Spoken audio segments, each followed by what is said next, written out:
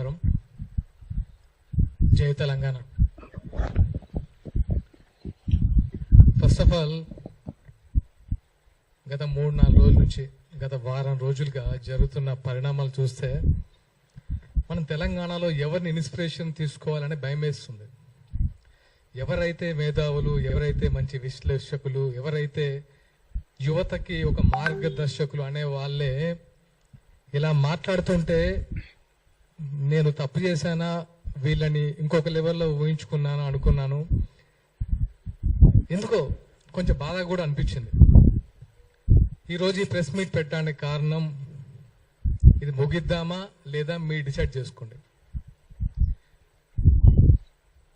పాషం యాదగిరి గారు, నేను మిమ్మల్ని ఎప్పుడు కలవలేదు, పేరు మాత్రం విన్నాను, చాలా గొప్పగా విన్నాను. కానీ నిన్న ఫస్ట్ టైం ఈ చూసిన తర్వాత నాకు మిమ్మల్ని గారు అనాలంటే నాకు నా మీద ఈయనేంటి ఇలా మాట్లాడాడు, అసలు ఏంటి ఈయన బ్యాక్గ్రౌండ్ ఏంటి, ఈయన మనస్తత్వం ఏంటి, ఈయన సీనియర్ జర్నలిస్ట్, విశ్లేషకులు, విద్యావేత్త, ఎంతో మంది తెలంగాణ ఉద్యమంలో ఎంతో మందిని చైతన్యవంతులు చేసిన ఆ పెన్ను ఇలా మాట్లాడుతుందా అని కొంచెం బాధేసింది. ఆయన మాట్లాడిన మాటలు మీ ఇంట్లో వాళ్ళకి ఒక్కసారి చూపించండి యాదగిరి గారు. మీ ఇంట్లో వాళ్ళు హర్షిస్తారని చెప్పుకుంటే నేను నిజంగా ఒప్పుకుంటాం.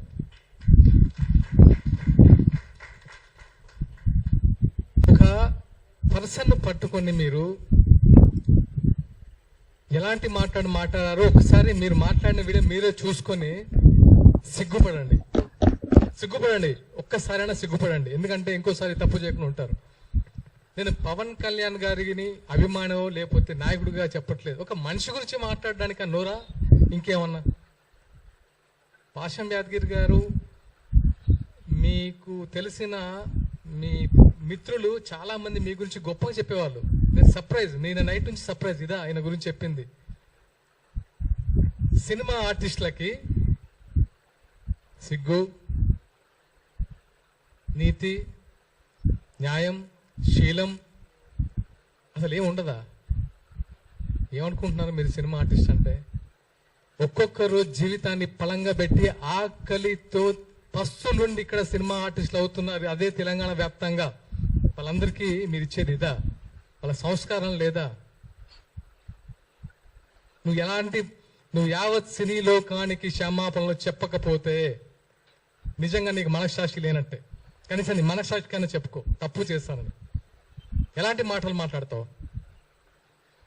గోదావరికని, లక్ష్మీపురం, మీరు ఏదైతే లెఫ్ట్ భావజాలం అంటున్నారో, మీరు ఇక్కడ ఆఫీసులో కూర్చొని మేము కమ్యూనిస్టులం అని పేపర్లు రాసుకుంటూ ఉత్తేజపరచం అనుకుంటున్నారో, అదే 25 సంవత్సరాల క్రితం లక్ష్మీపురం గుర్తుపెట్టుకుని పేరు విమలక్క గారికి తెలుసు.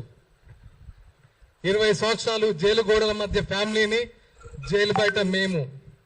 అది మా మీరు పెన్నుతో చేశారు, మేము గన్నుతో యుద్ధం చేశాం. తెలుసుకోండి. మీకేంటంటే మీకు మీడియా ఉంది కాబట్టి మీ పేర్లు బయట వినబడతాయి.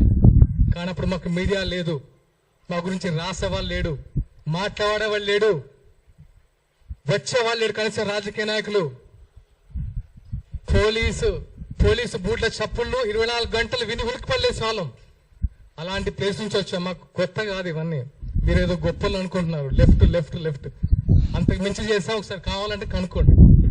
ఓకే, నాకు ప్రచార కార్యదర్శి అనే పదవి మొగలి రేకులు సీరియల్ ద్వారా నేను ఒక మంచి నటున్నాను, నాకు ప్రేమ వచ్చిందని ఇవ్వలేవు.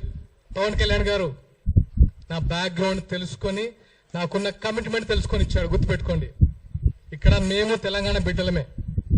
మీరు మాట్లాడే ముందు ఇక్కడ నుంచి ఇది నేను ఈ రోజుతో ముగిద్దాం అనుకున్నాను. ఎందుకంటే ఈ ప్రెస్ ఇంకెప్పుడు జనాల్లోకి వెళ్తారు బాస్. మీరు ఇంకెప్పుడు ప్రజా సమస్యల మీద మాట్లాడతారు? సిగ్గుంటా. రైతుల అకాల వర్షంతో పంట తడిసి గుండెలు బాదుకుంటూ రోడ్ల మీద వచ్చి దాణే వేస్తుంటే ఇక్కడ మీరు ప్రెస్ మీట్లు పెడతారా? వాళ్ళ గురించి ఆలోచించారా? ఈ రోజైనా పవన్ కళ్యాణ్ ఆలోచించాడు. ఈ రోజు కదా, ఆ రోజు కౌలు రైతులకి సొంతమని ఇచ్చాడు. ఆ రోజు ఒక్క డబ్బు నుంచి డబ్బులు తీశాడా? చెప్పండి. ఈరోజు ఎంతమంది రైతులు రోడ్డు మీద పడ్డారు. రైతు అనేవాడు పంటేసినప్పటి నుంచి ఎరువులు దొరక్క, రుణాలు దొరక్క, అతి కష్టం మీద పంట తీస్తే ఆ పంట నెల రోజుల నుంచి కళ్ళాల మీద పడిగాపులు కాస్తూ అరే ఎప్పుడు వర్షం వస్తా అని గుప్పిట్లో పెట్టుకొని ఉంటే వీళ్ళు వాళ్ళని పడుచుకోకుండా ఈ సొల్లు మీటింగ్లు పెట్టేసి పవన్ కళ్యాణ్ ఒకరు దొరికారు కదా, మనకు మంచి ఫేమ్ వస్తుంది, మంచి మైలేజ్ వస్తుంది, ఈ రోజు ఇంతమంది వచ్చి మాట్లాడతారని సొల్లు మీటింగ్ పెడతారా మీరు? ఇదే మీరు తెలంగాణలో ఫైట్ చేసే విధానం. ప్రొఫెసర్ నాగేశ్వరరావు గారు చాలా వీడియోస్ చూశాను మీది, ఒక మంచి విశ్లేషకులు అనుకున్నాను, కానీ ఎందుకో తగ్గించుకున్నారు గౌరవం. మీకు ఎందుకండి? మీరు అన్ని పార్టీలు సేమ్, మీ ముందు మీరు అన్ని పార్టీ నాయకులు మీకు రెస్పెక్ట్ ఇస్తారు. మీరు ఆ ఒక్క మాట తొలిలారు, ఉపసంస్కరించుకున్నారు, అయిపోయింది. దాంతో మళ్ళీ రౌండ్ టేబుల్ మీటింగ్ అని నలుగురు రెచ్చగొడితే వచ్చేసి అసలు పవన్ కళ్యాణ్ గారు కుల ప్రస్తావన తీస్తారా? తీయండి, ప్రూఫ్ ఇవ్వండి. నిజంగా మీ ఇంటికి ఆంధ్ర పోలీసులు వచ్చారా? చెప్పండి. ఆంధ్ర పోలీసులు వస్తే ప్రూవ్ చేయండి. మీరు వచ్చారని ప్రూవ్ చేయండి, మేము తలదించుకుంటాం. మీ ఇంటికి పోలీసులు ఎందుకు వచ్చారో మీకు తెలియదా? నేను విన్నదైతే ఎవరో ఏదో యూట్యూబ్ ఛానల్లో చూశాను, 10 TV ఇష్యూలో సంథింగ్ అని. దాన్ని ఆంధ్ర పోలీసులు వచ్చారు అరెస్ట్ చేయడానికని ఒక ప్రోగ్రాం పెట్టి విద్వేషాలు రెచ్చగొట్టి అవసరమా? మీరు యువతకు మార్గదర్శకులు అనుకున్నాను, కానీ ఇలా దిగజారుడుతనం చేసి దిగజారడం అంటే నాకు తెలిసి ఇలా ఈ టైంలో యువత కూడా ఇలాంటి చెత్త మాటలు మాట్లాడట్లేదు. సొఫిస్టికేటెడ్ గా ఉంటున్నారు, అంబిషియస్ గా ఉంటున్నారు. ఏవి నీళ్లు, నిధులు, జ్ఞాపకాలని 12 సంవత్సరాల తెలంగాణ ఏమైందని ఒకసారి ప్రశ్నించారా? విగ్రహాలు పెడుతున్నారు, ఎన్టీఆర్ విగ్రహం పెడుతున్నారని గొడవ చేస్తున్నారు కదా. టీఆర్ఎస్ హయాంలో చాలా విగ్రహాలు పెట్టారు కదా, అప్పుడు ఎందుకు ప్రశ్నించలేదు? అప్పుడు ఎందుకు నోరు లేవలేదు? అదే స్వయంగా కేటీఆర్ గారి పేరే ఎన్టీఆర్ తారక రామారావు పేరు పెట్టారు, మార్చేస్తారని మార్చారు కదా. ఇది కాదు కదా. సమస్యల మీద ఫైట్ చేయండి. మీరు ఫైట్ చేస్తే మేము వస్తాం, మేము వెనక ఉంటాం, మీ ముందు కాదు, మేము వెనుకుంటాం. అరే ఫైట్ చేస్తున్నారు వీళ్ళు, వెనక మనం ఉన్నామని. లెఫ్ట్ భావం ఇది కాదు కదా. లెఫ్ట్ భావాలంటే ఇలా తిట్టడాలా? గుర్తుపెట్టుకోండి, మొన్న మున్సిపల్ ఎన్నికల్లో, ఇది గుర్తుపెట్టుకోండి, మున్సిపల్ ఎన్నికల్లో రాష్ట్ర వ్యాప్తంగా జనసేన పోటీ చేసినప్పుడు అన్ని తిరిగాను. గోదావరి పరిసర ప్రాంతంలో ఎల్బీ నగర్ లో ఒక్క కమ్యూనిస్ట్ గెలిస్తే నా ఫస్ట్ ఫోన్ ఆ కమ్యూనిస్ట్ కి ఫోన్ చేశాను. అతని పేరు సూర్య. అది నేను ఎవరికి ఫోన్ చేయలే, కాంగ్రెస్, టిఆర్ఎస్, బీజేపీ. ఒక కమ్యూనిస్ట్ పార్టీ గెలిచిన యువకుడు, అరే ఈ టైంలో ఇంత ఉందా, ఇంత అంబిషియస్ గా ఫైట్ చేస్తున్నాడు, ఎవరా యువకుడు అని చెప్తే అతని పేరు సూర్య. అతని ఫస్ట్కి వెళ్ళి నేను ఫోన్ చేసి మాట్లాడి నేను అప్రిషియేట్ చేసిన మొదటి వ్యక్తిని. అది నాలో ఉన్న కమ్యూనిస్ట్ రక్తం. మీలో ఉంది కమ్యూనిస్ట్ రక్తం కాదని నా ఫీల్. ఎందుకంటే ఇలా తిట్టద్దు. ఇలా తిట్టుకుంటూ కొట్టుకుంటూ ఏం సాధిద్దాం తెలంగాణలో? ఏముంది ఇప్పుడు సిచ్యువేషన్? తెలంగాణలో ఏమైనా ఉందా? మిగిలిందా? ఎవరైనా సంతోషంగా ఉన్నారా? యువత సంతోషంగా ఉందా? వాళ్ళ ఉద్యోగాల సిచ్యువేషన్ ఆలోచించారా?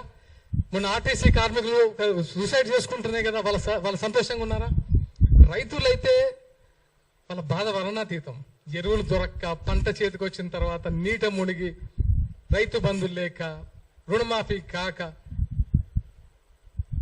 ఇన్ని సమస్యలు పెట్టుకొని మీకు పన్నీ పాట లేక రౌండ్ టేబుల్ సమావేశాలు పెట్టి ఏం చేశారా మీ జేబులో నుంచి? పవన్ కళ్యాణ్ గారు ఏం చేశారు మీకు తెలియదా? ఈ రోజు కాదు, 2009లో ఎక్కడో ఆదిలాబాద్ తాండాల్లో మంచినీటి సౌకర్యం కల్పించాడు. అప్పుడు మీరేం చేశారు? ఎక్కడున్నారు మీరు? ఎన్నో దాన ధర్మాలు చేశారనే. దాన ధర్మాలు కూడా అన్నాను. ఆయన ఒక మనిషి కష్టాల్లో ఉండంటే చేతికి ఎంత ఇస్తారు. అదే నైజం. ఊరికే మేము అట్రాక్ట్ కాము, సినిమాల వల్ల అట్రాక్ట్ కాలేదు బ్రదర్. ఆయన సినిమాలు చూసేవాడు అట్రాక్ట్ కాలేదు జన సైనికులు. ఆయన వ్యక్తిత్వం, ఆయన కంటే పెద్ద హిట్ ఇచ్చిన సూపర్ స్టార్లు ఉన్నారు, వాళ్ళకి ఇంతమంది ఫ్యాన్స్ లేరు. ఎందుకు? ఆయన వ్యక్తిత్వం. ప్రతి వాడికి సమన్వయం. ఆయన ఒక ఆకలి చూస్తే ఒక ప్రొడక్షన్ బాయ్ సరే అన్నం తినపోతే ఫస్ట్ అతనికి పెట్టి తర్వాత దాన్ని పెట్టించుకునే టైపు. అది తెలుసా మీరు ఆయన గురించి? ప్రతి ఒక్కరూ మాట్లాడితే ఆయన గురించి మాట్లాడితే కనబడిపోతాం సోషల్ మీడియాలో. మన గురించి ఇలాంటి మేము వచ్చి మా బాధ పడి ఇంకా చెప్పాలి. ఎందుకంటే ప్రతిసారి మీరు అబద్ధాన్ని చెప్పుకుంటూ పోతే ఇంకా నిజం చచ్చిపోతున్న భయంతో మేము వచ్చి ఇక్కడ కూర్చొని అది కాదురా బాబు ఆయన ఇది ఇది ఇది ఇది అని చెప్పి చెప్పి చెప్పి ఇంకెక్కడ ఫైట్ చేస్తాం ప్రజా సమస్యల గురించి. రెచ్చగొట్టద్దు బాస్. Enough enough. మాకు సహనం ఉంటుంది. ఇక్కడ నుంచి ఇలాంటివి పునరావృతం అవ్వద్దు. ఇది ఈ రోజుతో ముగిద్దాం ప్లీజ్ ప్లీజ్. ఇంకా ఇలాంటి పవన్ కళ్యాణ్ని హైదరాబాద్ రాకుండా అడ్డుకుంటాం. ఎవరికైనా దమ్ముందా? ఉందా మీకు దమ్ముందా? దమ్ముందా చెప్పండి, తెలుసుకుందామా? ఆపగలరా? మీకు రాజ్యాంగ విలువలు తెలుసా? రాజ్యాంగ హక్కులు తెలిసే మాట్లాడుతున్నారా? తెలంగాణలో జనసేన పార్టీ చాలా బలంగా ఉండబోతుంది. కాబట్టి గుర్తుపెట్టుకోండి. మేము ఇప్పటి వరకు చాలా ప్లీజింగ్ గా కూడా కాదు, అరే మా కళ్యాణ్ గారు నేర్పిన సంస్కృతి అంటే తగ్గాలి, మనం తగ్గాలి, తగ్గుదాం. కానీ మేము ఎదురు తిరగాల్సి వస్తే మాత్రం నిజంగా తట్టుకోలేరు బాస్, తట్టుకోలేరు. అది గుర్తుంచుకోండి. మరొకసారి చెప్తున్నాను, విమలక్క గారికి మనస్ఫూర్తిగా థ్యాంక్స్ చెప్తున్నాను. ఎందుకంటే నేను వచ్చేటప్పుడు అమ్మతో మాట్లాడాను. అమ్మ ఏంటిది ఇలాంటి సిచ్యువేషన్ క్రియేట్ అయింది, ఇలా కాదు కదా. తెలంగాణలో మీరందరూ మాకు ఒక మార్గదర్శకులు, మీరే ఇలా మాట్లాడితే మేమెవరిని మార్గదర్శకంగా తీసుకోవాలి అని అడిగాను. ఆ మంది చిన్న అప్పుడప్పుడు దొలుతుంటాయి, దీన్ని ముగింపు పలకండి అని. అమ్మ మీకు ఇచ్చిన మాట ప్రకారం ఈరోజు నేను ముగిద్దాం అనుకుంటున్నాను.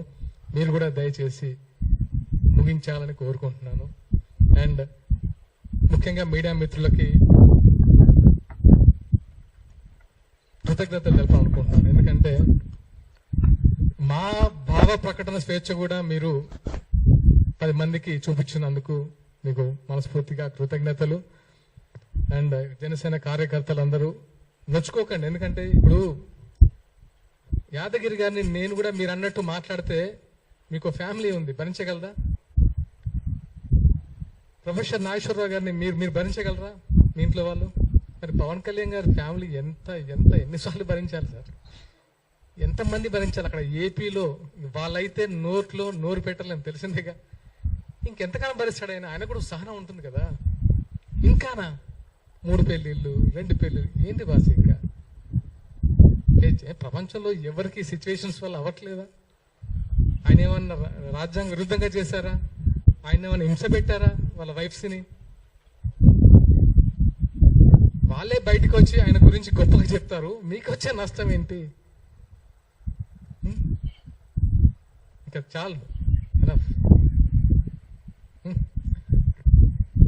Thank you all. Thank you so much.